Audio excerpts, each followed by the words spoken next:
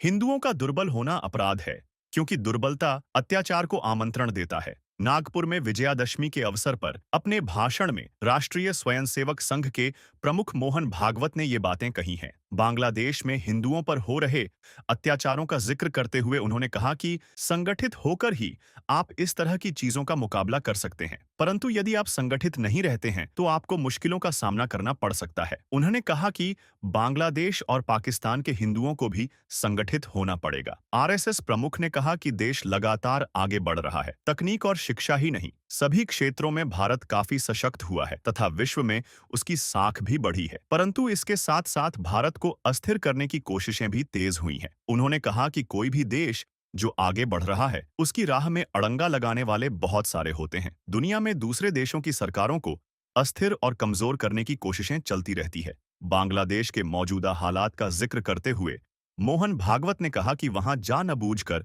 भारत विरोधी भावनाएं भड़काई जा रही हैं। लोगों को समझाया जा रहा है कि उन्हें भारत से खतरा है। सामाजिक सद्भाव पर जोर देते हुए संघ प्रमुख ने कहा कि देश आगे बढ़ रहा है तो समाज की समझदारी भी बढ़ रही है। सामाजिक सद्भाव और एकता के लिए जाति और धर्म से ऊपर उठकर व्यक्तियों और परिवारों के बीच मैत्री का होना जरूरी है। अहिल्याबाई होलकर और दयानंद सरस्वती जैसी महान हस्तियों को याद करते हुए भागवत ने कहा कि इन्होंने अपने लिए कुछ नहीं किया, जो कुछ भी किया समाज और देश के लिए किया। मोहन भागवत ने उदाहरण देते हुए कहा कि वाल्मीकि जयंती केवल वाल्मीकि समाज के लोगों को ही क्यों मनानी चाहिए, जयंती सबको मनानी चाहिए। अपने समाज में अनेक जाति वर्ग है जहां अलग अलग संस्थाएं नेतृत्व करती हैं। समाज के सभी वर्गों में व्यक्तियों और कुटुंबों की मित्रता होनी चाहिए। संघ प्रमुख हिंदू पर्व त्योहारों के दौरान पथराव की घटनाओं पर भी बोले। उन्होंने कहा कि पिछले दिनों गणेश उत्सव के दौरान विसर्जनों पर पथराव हुआ जिसका कोई कारण नहीं था। ऐसी गुंडागर्दी नहीं चलनी चाहिए, किसी को भी चलाने नहीं देनी चाहिए। अपने अधिकार की रक्षा करना अपना अधिकार है। पुलिस प्रशासन का काम है रक्षा करना,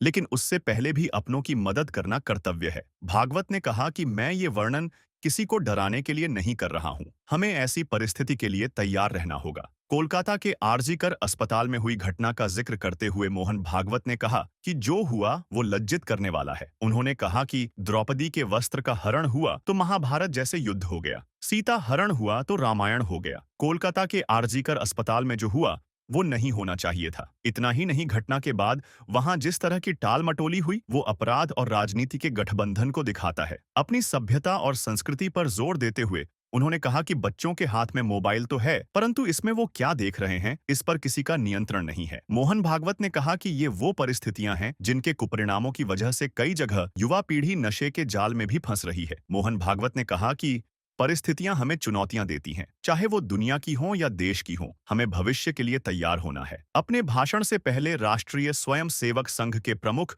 मोहन भागवत ने नागपुर में शस्त्र पूजा कर विजयादशमी उत्सव कार्यक्रम की शुरुआत की। दशहरे के अवसर पर हर साल यहां इस तरह का कार्यक्रम आयोजित किया जाता है। वैसे तो विजयादशमी का दिन पूरे देशवासियों के लिए काफी महत्वपूर्ण है, परंतु राष्ट्रीय स्वयंसेवक संघ के सदस्यों के लिए इसका अलग महत्व भी है, क्योंकि 27 सितंबर 1925 में विजयादशमी के दिन ही संघ की स्थापना हुई थी। त्रिवेंद्र चौहान, खबर वर्ल्ड, दिल्ली।